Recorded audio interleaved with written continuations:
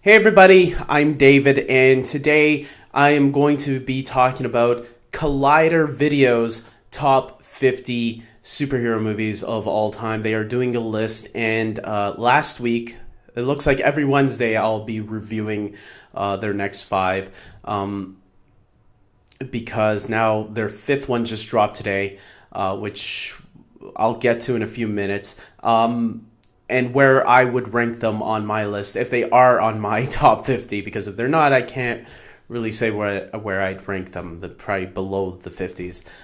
Which gets us to the first movie on this list. So last week, just a small little recap.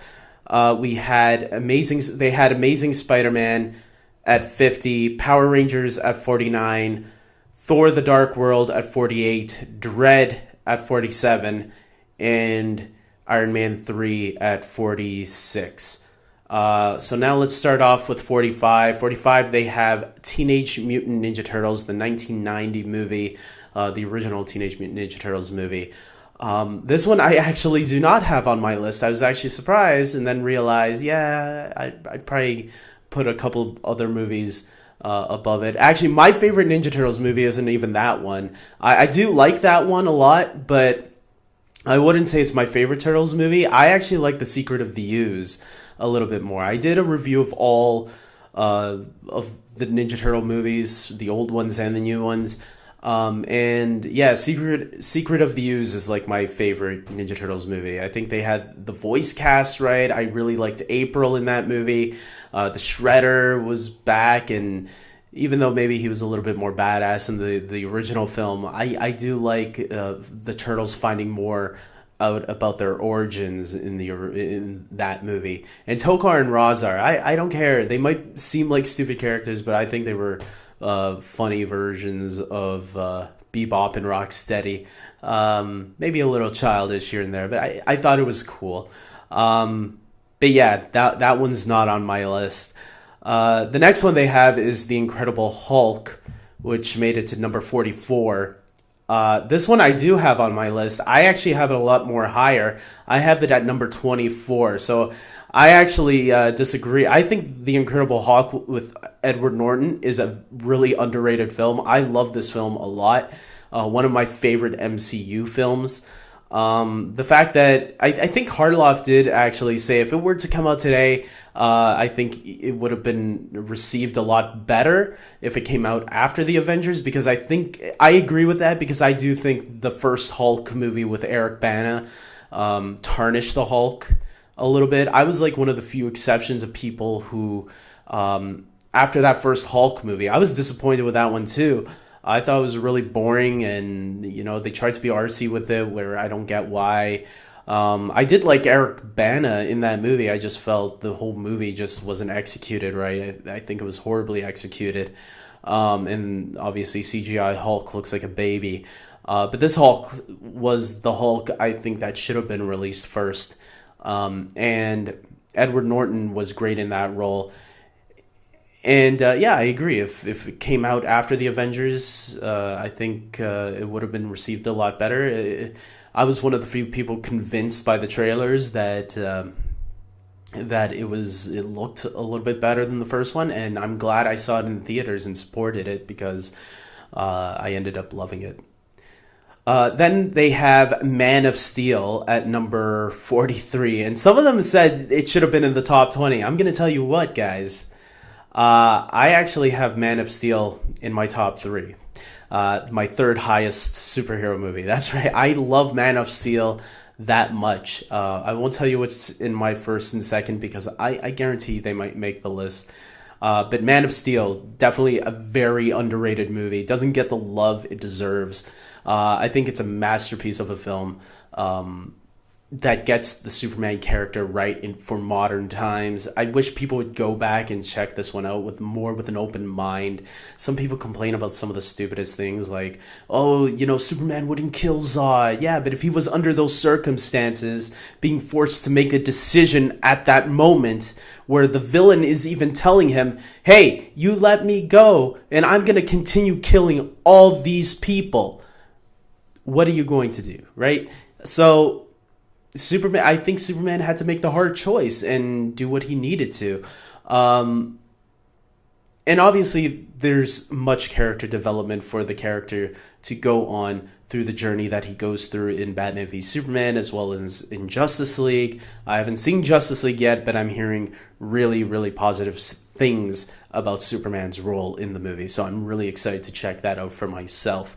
But for the most part, yeah, Man of Steel, I agree with a lot of the guys talking about the list. It should have been put up much, much more higher on the list than where it was.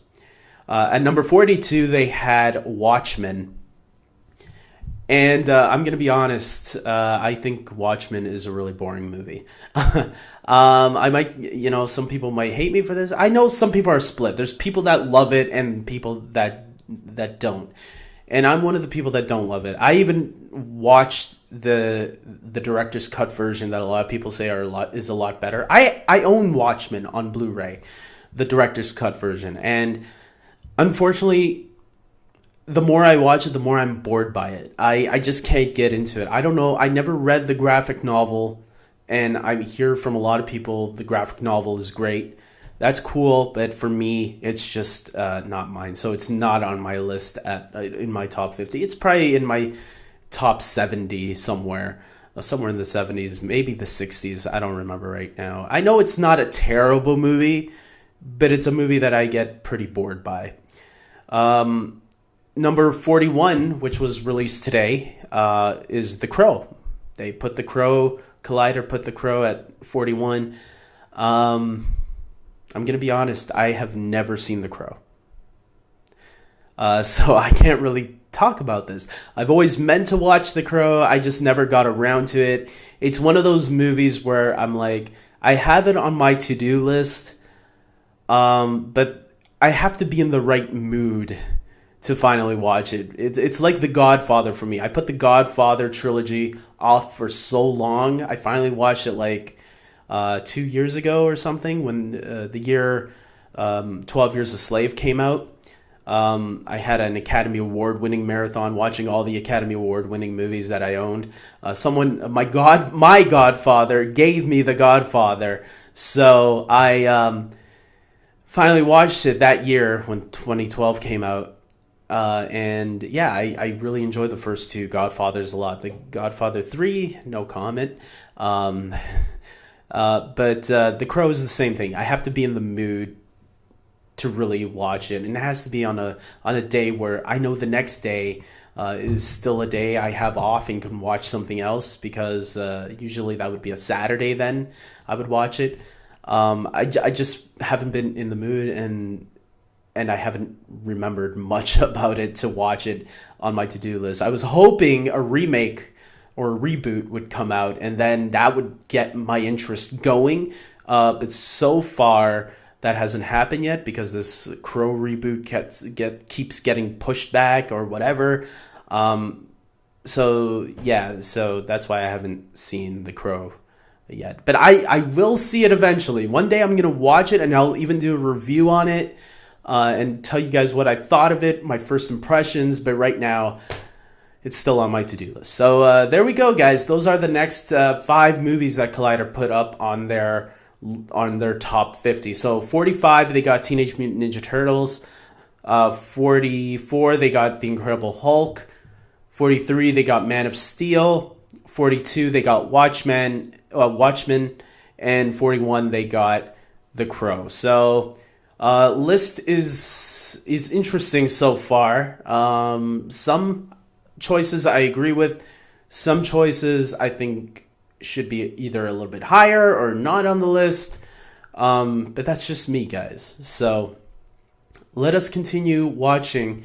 I'm still very curious about what they're going to be putting on the list. Other movies like the Wonder Woman film, the original Batman 1989 film, the original Superman film, so many others. My prediction for the top 2 are still going to be The Dark Knight and The Avengers. It's gonna be one of them.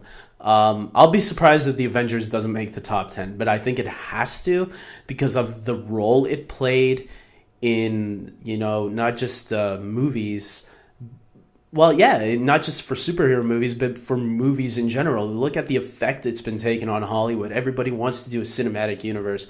So I do feel that the Avengers should be somewhere up in the top five at least. So I don't know. We'll continue watching, and after the next five, I'll comment on.